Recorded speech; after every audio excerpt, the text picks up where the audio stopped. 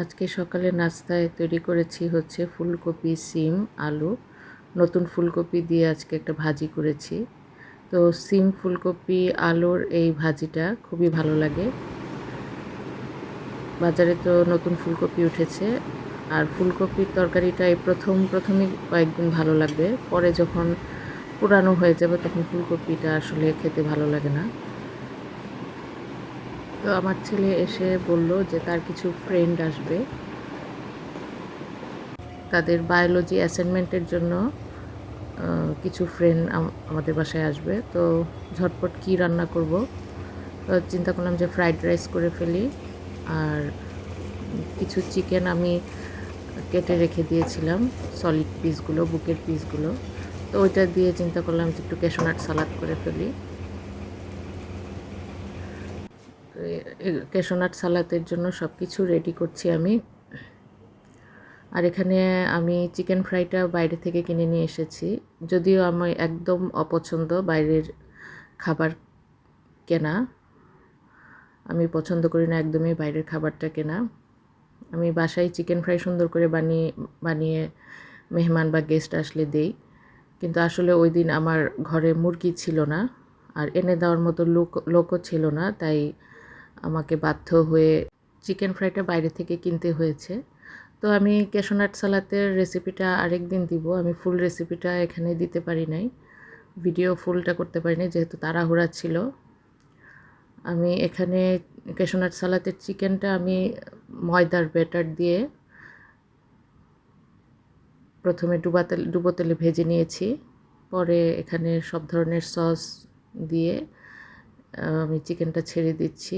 আর ক্যাশনাটটাও আমি তেলের মধ্যে একটু ভেজে নিয়েছিলাম।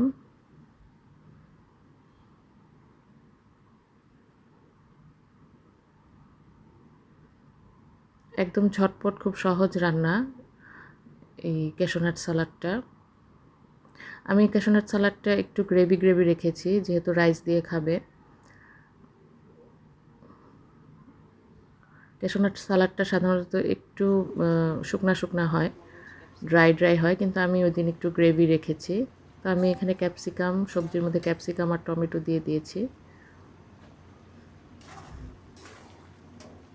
একদম লাস্টে আমি ক্যাপসিকাম আর টমেটোটা দিয়েছি যেন গলে না যায়, যেন কাঁচা কাঁচা ভাবটা থাকে, কালারটা যেন নষ্ট না হয়।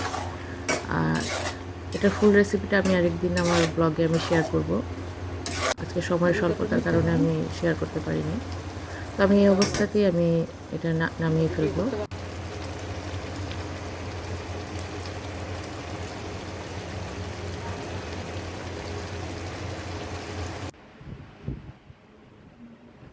তো এই তো আমি ক্যাশনাট সালাডটা তৈরি করে নিয়েছি। এখন আমি শসা কুচি করে রেখেছিলাম, শসাটা আমি উপরে দিয়ে একটু হালকাভাবে মেখে দিব।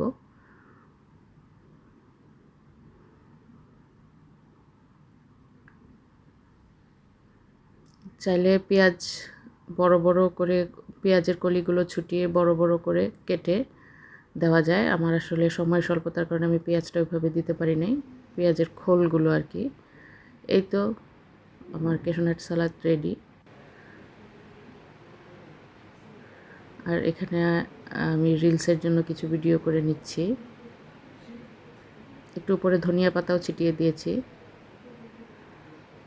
আর এখন তো শীত আসছে, বিভিন্ন ধরনের সবজি পাওয়া যাবে, পেঁয়াজের কলি, গাজর, নতুন গাজর, বাঁধাকপি।